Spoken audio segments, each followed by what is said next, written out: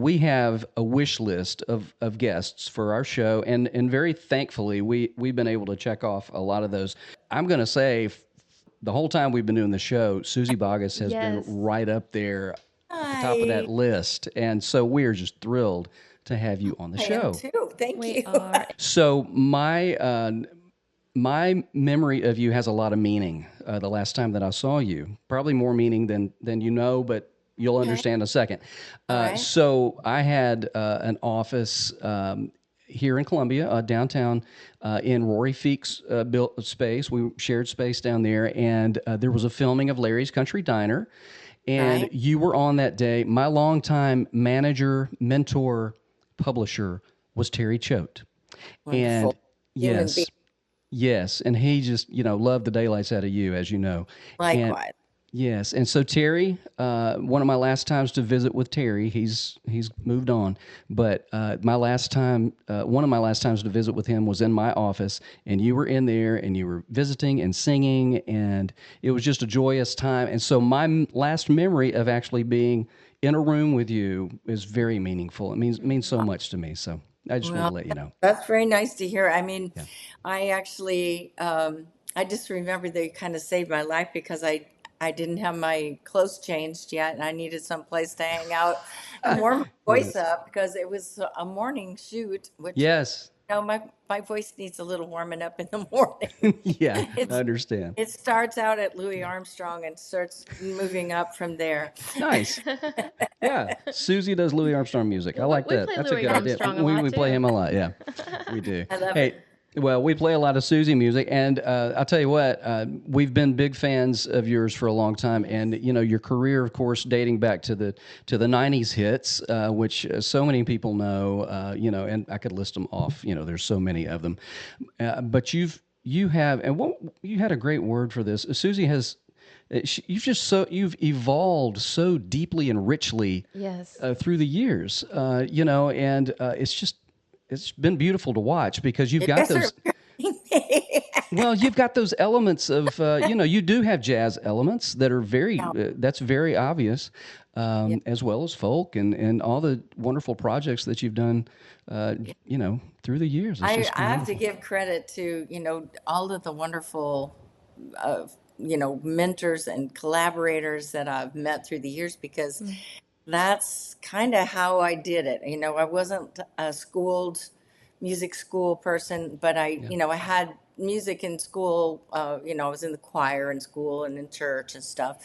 So, I mean, I did learn music, but so much of what I know came from friends of mine and people that I was hanging out with and jam Hmm. sessions and that stuff. Yeah. And I don't think I'm alone in that, especially in the country field. I mean, so Right. many of us kind of learned on the fly as we were, uh, eh, you know, expressing ourselves. We would Yeah. get to Yeah. also work around people that maybe had a different background or different influences, and that's Yes. been a real great thing. Yeah. Let's. We love backstories. So little Susie Boggess, as a little girl, what Yeah. Hmm. what kind of music influenced you growing up? Well, my it was a very eclectic family because my mom was a big band era. She loved like the real classic pop, like Doris Day and Dean Yes. Martin, and we had Yes. Ella Fitzgerald and some big band Yeah. records. But not a lot. We didn't have a ton of albums. And then my dad was the country fan, Hmm. so the 8 tracks in my dad's car Yeah. Yes. Of course. Yeah. Yeah. were all Merle and Buck Owens and Yeah. Patsy Cline and that sort of thing. So and Ray Price. I mean, and that it kind of it sneaks some of that um, Yes. big band kind of Yes. thing together. You think like Hank Thompson and even Yes. Bob Wills, like Yes. even though it was a different kind of swing with a fiddle instead of horns or whatever, Yes. Yes. it still smacked of that. And then Yeah. Yeah. siblings are quite a bit older than me, so 8 years younger than my closest brother. So my oldest brother was into the Four Seasons and Yeah. any group that had like 4-part harmonies. Yeah. So he would have loved the Oak Ridge Boys and that kind of thing. Hmm. Then my sister was the James Taylor Carole King thing. Mm-hmm. That's where she left her guitar behind when she got married. So I got to Yeah. start out on that guitar. And then my closest brother was like Creedence Clearwater and Yeah. like really funky, weird stuff like Alice's Restaurant. Yeah. And, Yeah. so Yeah. I had a really broad Yeah. group of influences. And the fact that my sister left me that guitar, and at the time I was 14, and so picking up that guitar at that point, she taught me a few chords of the James Taylory stuff, and then John Denver was a big, big Yeah. Yeah. hit at that time. Mhm. So this is like mid 70s or Yeah. early 70s, I guess. Mhm. And his stuff, had the simpler chords, and Yes. so it's the kind of thing that you could actually practice and learn. And from Yes. there, I went to Emmylou Harris, who was also doing some Mhm. traditional and also mingling the country rock sound together with traditional. And so all of it just sort of, I don't know, I'm a very mixed up girl. Very No, mixed. it's Yeah. awesome, but it comes out in your music, and that's Yeah. awesome. Because I was thinking about this earlier. Susie, you've done a lot of different kinds of music that are obviously a part of what you're made of, but you have kept your specific styling through Yeah. all of that, and that what a perfect picture of an artist to do that, because a lot of people fall into certain things and they're like, oh, I want to be like that, I'm going to be more like that, but you've maintained the integrity of your artistry through those different styles of Yes. music, which is beautiful. I appreciate that. I tried to, like you said, I tried to learn and try to incorporate that into my music as I go by. But, Mhm. like I said, the collaborations that I've been fortunate enough to do with different friends and even just acquaintances. I really have to say those ignited so much curiosity into me that I Yeah, just wanted to learn more about that style, or I would learn more about that person's music, and yeah. and I don't know. I think it's just such an awesome thing that music is such a fellowship. You know what I mean? Yes, Yes. Yes. yes, yes. Well, you've done through the years. I know you had a excuse me, a swing project with Ray Benson. I And Which which we've worn out on our show. We love it. every artist, by the way, that you mentioned has influenced you. We play them all the time. We were just sitting there going, yeah, yeah, Yes. we play that, yeah, I we play Yeah. that, love because that. Yeah. that's it. You're it. Yeah. Just the Uh, embodiment of all that, which is awesome. And then we're also going to be playing this week is in Nashville, part of the Chet Atkins Appreciation Week, and we've worn out the Simpatico album and just oh, the that's music so you've nice. done. Oh, so good. I'm Is- gonna perform can, on are you? Saturday. Yeah, so I'm really looking forward to that. I'll be there with my trio, and we're playing between Doyle Dykes and Tommy Emmanuel. So like Nice. I don't know. I think I'm gonna pretend like I sprained my wrist. Oh. No, But no. Just well, when you're performing at something like the Chet Atkins Appreciation Week, are you going to be doing anything from the Simpatico project, or is it something different? yeah, yeah, I'll do that. And then I sang on a couple of Chet's albums, but Yes. one song in particular I did After You've Gone. Uh, Yes. and that was just a really lot of fun. I got to do a TV special with him down in Austin. That was just like the most amazing guitar players all in one room at the same time, and Wow. and just yeah, and Johnny Yes. Gimbal too. So Oh, that was wow. a pretty Wow. Yeah. special time for Yeah. me. In But Austin. yeah, There you we'll go. pull some of that in there too. Oh, that's beautiful. That's wonderful. Good. Well, now we've talked about all these different elements and the people that you've gleaned, your music from working in collaboration. But this latest album of yours, that you wrote everything on that album, didn't you? This is the first time that I've been a writer, co-writer on every song on an album, and Praying for Sunshine, great album. thank you Yes, much. It's a little bit on the bluesier side, love and it. it's really weird how that came about. But right before we all locked down for that little piece of time we don't talk about anymore, Mhm. Right. uh, we had been performing a lot in like Memphis and Little Rock and going down into Mississippi and stuff. Yeah. And I grew up on the Mississippi River, but up in Illinois. Yeah. So coming down the river, I'd always had this connection with that whole thing, like, that as you went further south, I always loved to listen to Mississippi John Hurt and, Yes. some of the stuff the Delta blues stuff. Yes. And even though that, wasn't really my background, I always felt kind of this weird affinity for it because of the river connection. Yeah. And so we had Doug and I had been kind of dabbling with a couple of songs that those shows had inspired. I mean, one of the songs is called Sunday Birmingham, and that's Yes. an actual song about just a 24-hour period around a one-night stand. Yeah. And just, some of those things, I just like sometimes you just want to appreciate where you are at that moment, because you notice that the folks that came to see you, like, for instance, during that show, we met some folks afterwards that had come all the way up from Orange Beach, and they had just had this horrendous flood.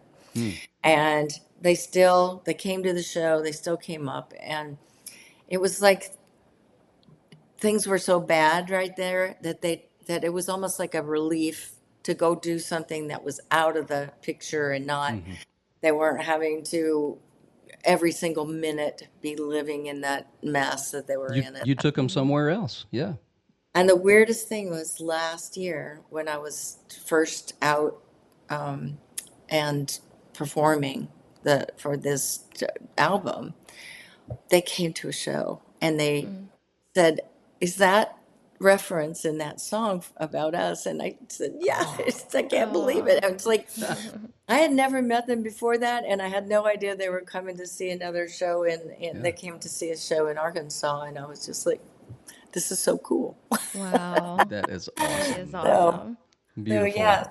Yeah, love that song. I mean, there's all the songs on that album were great. Paint the Town Blue. Yeah. What a great, well, number one, what a great hook. But you're used to Yeah. paint the Town Red. But great. And That was just that's a title from my husband. He had that title, and brilliant, Doug. It's fabulous. It's wonderful. Yeah. it's really handy having a collaborator that drinks coffee every morning. Yeah, sure. Sure. You can just have a conversation, and all of a sudden you got a song. So, and that particular song, we were writing it for a specific thing, which was this little movie that they made about my hometown. And what is your hometown, Suzy? my hometown is Aledo, Illinois. Population? Population about 3,300, something like that. And it's been staying like that. I mean, that's what it was when I was growing up. It kind of stay that size, and it's your Mayberry. It is like, it was such a great place to grow up. And I mean, you live in Columbia, which is very you're similar. you're a little more upscale now. It's growing. Yeah, it's growing. But, Yeah. yeah. But so Paint the Town Blue was based on your hometown? It was based on my hometown. We're the kind of little town where you have as many taverns as churches. It's like there's a tavern, then there's a church. There's a tavern, then there's a church, and it's 10 blocks this way and 10 blocks that way, and just a wonderful place to grow up. And it's like just knowing almost everybody in town, and I could still probably tell you most of the phone numbers of my friends from school and and everything, because graduating class of 100, and just it was a sweet way to grow up. But Paint the Town is kind of about how sometimes, especially in the winter, we would have to deal with the blues, and that particular thing is like, if you're having a bad day, why just sit around by yourself? You might as well go drag it out with everybody else. Yeah. And who knows, maybe you'll get out of your funk, Yeah. Yeah. Yeah. Well, you've talked about collaborating. I know that you're, you do these things, Susie's Soup Nights, those sorts of things. I know you have a lot of friends over and do this kind of thing that has resulted in not only great music with collaborators, but also you've got a book, Susie's Soup Night, right? Do. I got a cookbook, which again, that came during that time we were kind of locked down. We had time to do it. I'm like one of the kind of cooks that loves to see what's in the fridge and then just like throw stuff together and try to Yeah. make wonderful. And Yeah. it's probably 60-40 Yeah. Yeah. that it turns out great. Yeah. But for me the soups have been a way to bring people together, and it was also a way for me to get guitar players to come to my house because they love free food, Yes. and so they would teach me chords while they were here, and that Yeah. kind of thing. Started doing that in college, so Yeah. and now I do this on my birthday, and it's sort of a kind of cheesy way to like I just make these huge pots of soup, like huge. And Yes. my best friends that are the most wonderful musicians in the whole wide world come here and just play music for me while I cook for them. And I just set it up so that I always have a great birthday. That's That's beautiful. I awesome. love that. Yeah. No We saw use, Kip. no use waiting around to see if somebody else is going to do it for you. Just Yeah. I love that. get yourself some soup and start you having a party on your birthday. That's right. Yeah, That's we beautiful. saw that Kev Mo was among those, and he's been on our show recently. And It's you fabulous.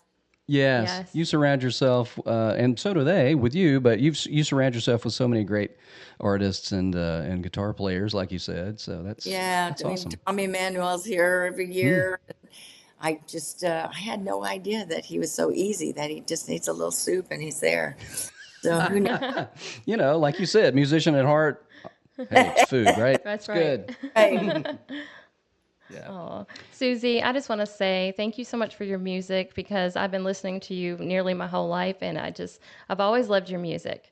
And in the 90s with your hit songs, that was my favorite stuff on the radio as a female country singer. Yes. But then to do this show with Mackie and this jazz blend, country jazz blend that you've been doing, and to really dive into that, it's just been a true treat. And you're still my favorite. And I just Well, think it's amazing. Goodness, great. Yes. I'm gonna be like I'm a new fan, but I'm definitely gonna be a fan because if that's the kind of stuff you like, where you're pulling those Oh different yeah. things together and moving the influences closer and closer, Yes. Yes. that sounds Well, fantastic to me. you mentioned Ray Price earlier, and you Yeah. were saying, yeah, Ray Price had a lot of that in his music, and you recognized that at We a play a young lot of age. Ray. We always say the three Rays have to be a part of our show. That's Ray Price, Ray Charles, and Ray Benson. Yes. So there you go. Yes, sir. Yeah, you Exactly definitely what you. have good taste. Well, it's exactly what you said though, because you draw from those Western swing. You mentioned Bob Wills, and of course, Asleep at the Wheel, and Yeah. that's country jazz. Western swing is got all those elements in it, which is wonderful, and you do that so well. Thank You you. really do. I'm so lucky. This summer, I get to go and sing at the Cindy Walker Festival down in Texas, and Yes. I am so stoked because I love so many of her songs. Oh, And no kidding. Yeah. you know, she was just an amazing, amazing songwriter. But I get to Yes. sing "You Don't Know Me." I was going to ask Aw. if you got to do that. Oh, that's And awesome. yeah, Wow. it's just gonna be so Yes. fun. And Oh, Katie yeah. Shore, who played fiddle with Ray for many years, her band is gonna be backing me up, and it's gonna be so Nice. fun. That's awesome. That is I, awesome. I love I love a chance to sing that stuff, and I do some of it in my show too. But because I've been making music for so long now, it's really hard. I find it's like it's hard for me to take something out when I'm enjoying singing it. It's so some Yeah. songs I've just kept in there for years and years and years, Yeah. and then every once in a while I go, I'm sorry, you have to retire for a little while, and I'll bring Yeah. this in, and it's like Yeah. they're my little babies. Yeah. Oh, yeah. That's an embarrassment of riches, though, Susie. You've got so many great songs. You really do. That's Well, wonderful. I've borrowed a lot of them. Well, you've put your style on them, and they've been great. Now, I've got a question for you. So, I was talking to a friend, a bass player friend of mine, actually this morning, and we were talking about he used to go see you play at a little place over by Exit Inn in Nashville all the Right. time when you first got to town in Nashville, and you've had such a wonderful career with such well thought out music and just with so much integrity. What would you tell our listeners who are, getting into music and wanting to make a career of their own? What what has given you that longevity?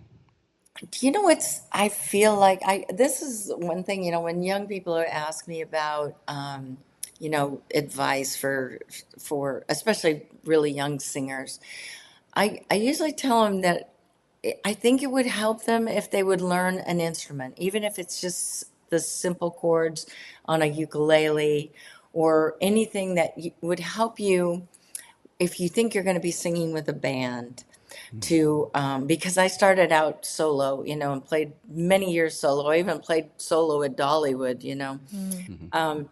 And the thing when I was getting trying to get used to working in the studio or working with a band was that I could set the feel. And if you have just a little bit of knowledge of piano or whatever it is, to sort of sing along to it with, Yeah. then you kind of are controlling how you want them to sort of see your vision of how you want to treat the song.